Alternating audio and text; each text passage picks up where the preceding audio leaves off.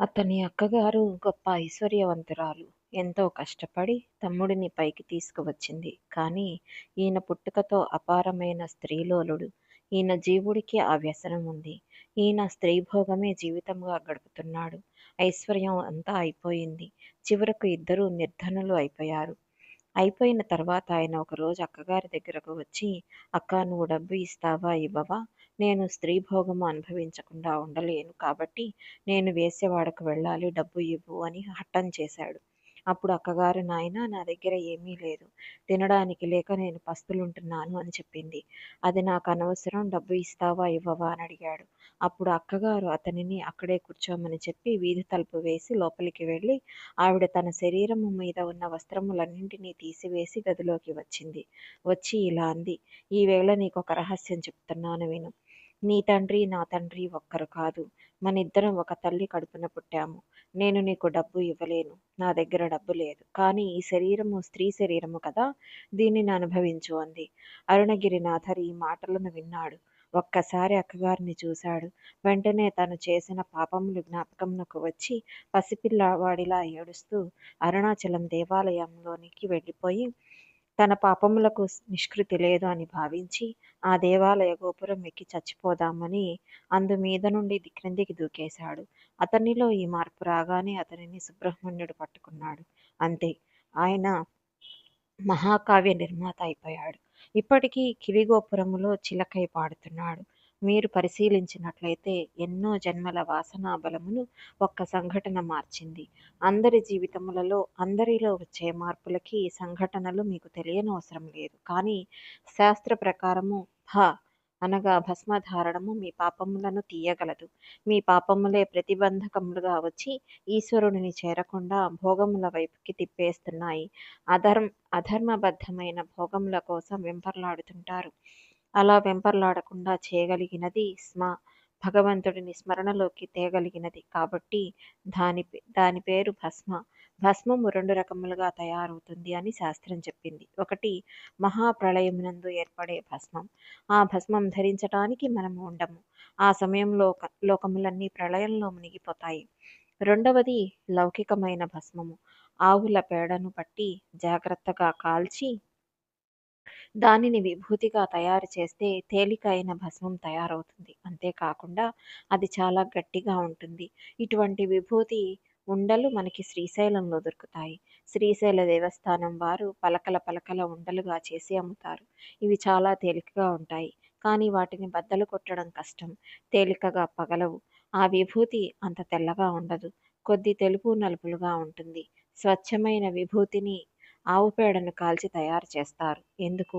ప్రపంచమునందు మనుష్యుడు చాలా ఉత్తమమైన ప్రాణి. కానీ మనుష్యుడు విసర్జించిన మలము ప్రయత్నపూర్వకంగా దేనికి వాడబడదు. దానిని ఏవో కొన్ని జంతువులు తింటే తినవచ్చు. అలాగే సృష్టిలో ఏ ప్రాణి మలము కూడా సువాసనతో ఉండి ఉపయోగించటానికి అవకాశము కుదరదు. ఒక ఆవు పేడ మాత్రము సుగంధ భూయిష్టమై సూక్ష్మక్రిములన్నింటినీ సంహరించి నేలను మంగళప్రదముగా మార్చి భూత ప్రేత పిశాచాదుల వంటివి అక్కడకు వచ్చి కూర్చోలేని స్థితిని కల్పించి అక్కడ పూజ చేసుకోవడానికి వీలగు యోగ్యతను సిద్ధింపచేయగలదు. ఒక్క ఆవు పేడకే ఆ శక్తి ఉంది. అందుకే పూర్వం పూజ చేయాలంటే ఆవు పేడ అలికేవారు. అటువంటి ఆవు పేడను కాల్చినప్పుడు వచ్చిన భస్మం ఏది ఉన్నదో ఆ భస్మం చాలా గొప్ప భస్మం. ఆ భస్మాన్ని మనం పెట్టుకుంటాము. అలాగే యజ్ఞగుండంలో యజ్ఞం పూర్ణాహుతి అయిపోయిన తర్వాత దర్భను కాల్చి తీస్తారు. దానిని కూడా ధరిస్తారు. ఇటువంటి భస్మం పాపములను తీయగలదు. వాసనా బలం చేత చేస్తున్న పాపములను ఆ వాసనా బలమును పోగొడుతుంది. అది ఏ రకంగా మిమ్మల్ని రక్షిస్తుందో మీకు తెలియదు. శాస్త్రము భస్మమును 32 స్థానములందు ధరించమని చెప్పింది. అయితే మనం లలాటమునందు మాత్రము తప్పనిసరిగా ధరిస్తాము. భస్మమును లలాటమునందు ఎందుకు ధరించాలి? మనం ఒక మాట చెప్తాము. హరినాపి హరేనాపి బ్రహ్మణాపి సురైరపి లలాట లిఖితా రేఖ పరిమాస్తు న శక్యతే. బ్రహ్మ నుదిటి మీద రాసిన రాత పోదు అని మనం నమ్ముతాము. కానీ ఆ రాతను పోగొట్టగల శక్తి భస్మానికి ఉన్నది. నుదిటి మీద పెట్టుకున్న 3 భస్మరేఖలను త్రిపుండ్రములు అంటారు. పుండ్రము అనే మాట అసలు దక్షిణ భారతదేశంలో లేదు. పరమాచార్య స్వామి ఈ విషయమును ఒకసారి చెప్పారు.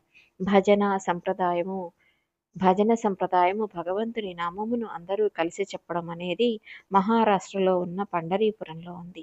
వాళ్ళు పుండరీకమని పిలుస్తారు. భక్తులందరూ కలిసి దైవ సంబంధమైన ఒకే మాటను గట్టిగా ఉచ్చరిస్తారు. ఉదాహరణకు గోవింద గోవింద అనేది ఒక పుండరీకం. హరే రామ రామ రామ హరే హరే అనేది మరొక పుండరీకం. పుండరీకం అంటే అందరూ కలిసి చెప్పుట. అలా అందరూ కలిసి చెప్పడం వలన అందరి ఆర్తికి ఈశ్వరుడు తొందరగా పలుకుతాడు. వైష్ణవులు నామమును పెట్టుకుంటారు. అది ఊర్ధ్వపుండ్రం అనగా నామమును పైకి పెట్టుకుంటారు. వాళ్ళు భగవంతుని నామములను చెబుతూ తమ లలాటముపై నామమును పెట్టుకుంటారు. భగవంతుని నామముల చేత పవిత్రమై మంచి భావనలతో సద్బుద్ధి కలగాలని వాళ్ళు పెట్టుకుంటారు. అడ్డంగా పెట్టుకునేది విభూతి పుండ్రం. పుండరీకం అనేది కాలక్రమంలో దక్షిణ భారతదేశమునకు వచ్చేసరికి పుండ్రం అయి కూర్చుంది. ఇప్పుడు లలాటముపై 3 రేఖలుగా పెట్టుకున్న దాన్ని విభూతి పుండ్రం అని పిలుస్తారు. విభూతికి ఒక మారుపేరు ఉన్నది. విశేషేణ భవతీతి విభూతి. విశేషముగా ఇయ్యగలిగినది. అలా ఇయ్యబడేదాన్ని మహదైశ్వర్యం అని పిలిపించింది శాస్త్రం. విభూతికి మహదైశ్వర్యం చాలా గొప్ప ఐశ్వర్యం అని పేరు. సృష్టి అంతా నామరూపాలుగా ఉంది. ప్రతి వస్తువుకి నామము, రూపము, రంగు అనే 3 గుణములు ఉంటాయి.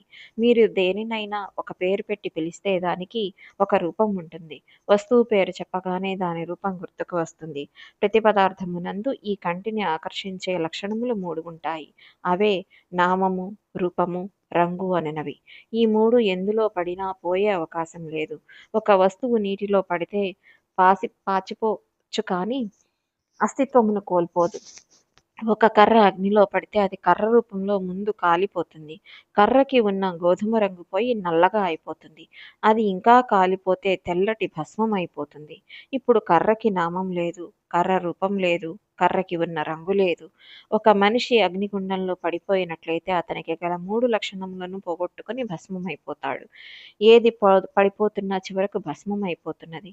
భస్మమును తీసుకువెళ్ళి మరొక అగ్నిహోత్రంలో పడేస్తే అది భస్మంగానే ఉంటుంది. అనగా ఏది చిట్ట చివర మిగిలిపోతున్న సత్య వస్తువో ఆ సత్యమే భస్మం. ఇప్పుడు భస్మధారణము చేస్తే సత్యము గోచరిస్తుంది. ఇది భస్మమును లలాటమునందు ధరించటానికి కారణం. ఏది సత్య వస్తువో అది సత్యం, శివం, సుందరం. ఆ సత్యము శివము, ఆ శివము సుందరము, అది పరమాత్మ. బుద్ధి దాని వైపుకి వెడుతుంది. ఇది వరకు లౌకికంగా ఉన్న బుద్ధి అటువైపుకి వెడుతుంది. వెడితే లోపల దాన్ని పట్టుకోవడానికి ఉపాసన ప్రారంభమవుతుంది. భస్మము పవిత్రమైనది. సమస్త దోషములు పోయినప్పుడు మాత్రమే ఏదైనా పవిత్రమవుతుంది. ఏదైనా వస్తువు అగ్నికి తగిలినట్లయితే అది శుద్ధమైపోతుంది. విభూతి అగ్ని సంపర్కము కలిగినది. దానిని మీరు ధరిస్తే మీ యందు జ్ఞానాగ్ని ప్రకాశిస్తుంది. అలా ప్రకాశించటానికి యోగ్యముగా మీరు మీ ఉపాధిని సిద్ధం చేస్తున్నారు. కాబట్టి సత్యమును తెలుసుకోవడానికి దీనిని మీరు వాడుతున్నారు. ఈ లోకములన్నీ లయమైపోతే భస్మము మిగులుతుంది. లోకములన్నింటినీ సృష్టించేటప్పుడు ఈశ్వరుడి దగ్గర మొట్టమొదటిగా ఉన్నది భస్మము. ఇప్పుడు సృష్టి భస్మములో నుండే ప్రారంభమవ్వాలి. కాబట్టి ఇప్పుడు భస్మము అణువుల యందు సమస్త సృష్టికి సంబంధించిన తేజస్సు నిక్షిప్తమై ఉంటుంది. అది ఈశ్వర సంకల్పము చేత పునః సృష్టి అవుతుంది. అందుకే మీరు తమిళనాట ఏ దేవాలయంకు వెళ్ళినా చేతిలో విభూతి వేస్తారు. పరమైశ్వర్యం అంతా దాంట్లోనే వస్తుంది. మొదట పృథివీ, ఆపస్, తేజ, వాయు, ఆకాశములు వస్తాయి.